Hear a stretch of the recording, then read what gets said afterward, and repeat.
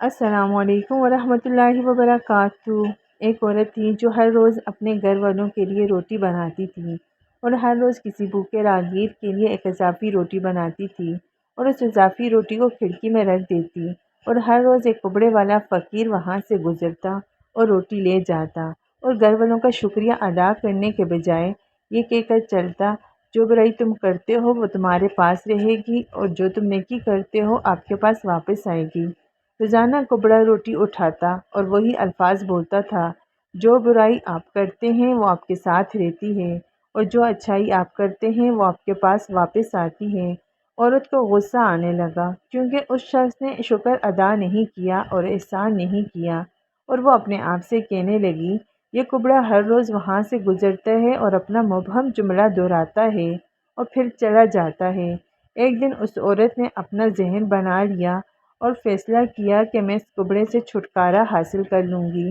اس نے اس روٹی میں کچھ زہر ملایا جو اس نے اس کے لیے بنائی تھی اور اسے کھڑکی میں رکھ رہی تھی کہ اس کے ہاتھ کانپنے لگے۔ میں کیا کر رہی ہوں؟ اس نے فوراً اپنے آپ سے کہا جب اس نے روٹی کو آگ میں جلانے کے لیے پھینکا۔ پھر اس نے ایک روٹی بنا کر کھڑکی پر رکھ دی۔ حسب معمول کبڑا آیا اور روٹی لے کر بولا، تم جو برائی کرتے ہو وہ تمہارے ساتھ رہتی ہے اور جو تم اچھائی کرتے ہو وہ واپس آ جاتی ہے۔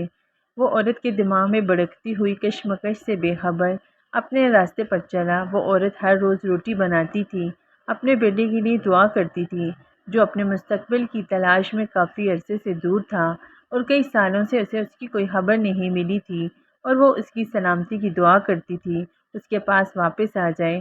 اس دن جب اس نے زہر آلود روٹی سے نجات حاصل کی تو شام کو گھر کا دروازہ کھٹکھٹایا۔ جب اس نے دروازہ کھولا تو اسے حیرت ہوئی کہ اس کا بیٹا دروازے پر کھڑا تھا۔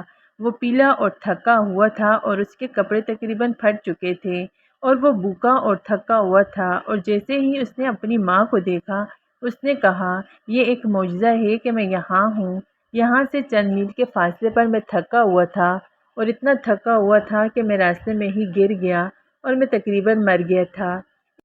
اگر ایک کپڑے آدمی کا گزر نہ ہوتا تو میں نے اس سے التجا کی کہ مجھے اس کے ساتھ کوئی کھانا دے، اور وہ آدمی اتنا ہی مہربان تھا جتنا اس نے مجھے روٹی دی، اور مجھے دیتے وقت اس نے کہا یہ اس کا روز کا کھانا ہے اور آج وہ مجھے دے گا کیونکہ میری ضرورت اس کی ضرورت سے بہت زیادہ ہے۔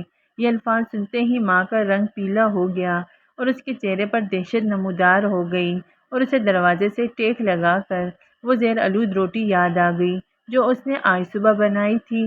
اگر وہ اسے آگ میں نہ ڈالتی تو اس کا بیٹا ہی اسے کھا جاتا اور جان سے ہاتھ دھو بیٹھتا۔ اس وقت مجھے کپڑے کے الفاظ کا مطلب سمجھ میں آیا، جو برائی آپ کرتے ہیں وہ آپ کے ساتھ رہتی ہے اور جو اچھائی آپ کرتے ہیں وہ آپ کے پاس واپس آتی ہے۔ نیکی کرو اور اسے مت کرنا چھوڑو، ہاں اس کے وقت کا اندازہ نہ ہو، کیونکہ ایک دن خدا آپ کو اس کام کے لیے بیدار کرے گا جو آپ نے اپنی زندگی میں کیا، یا جنت میں۔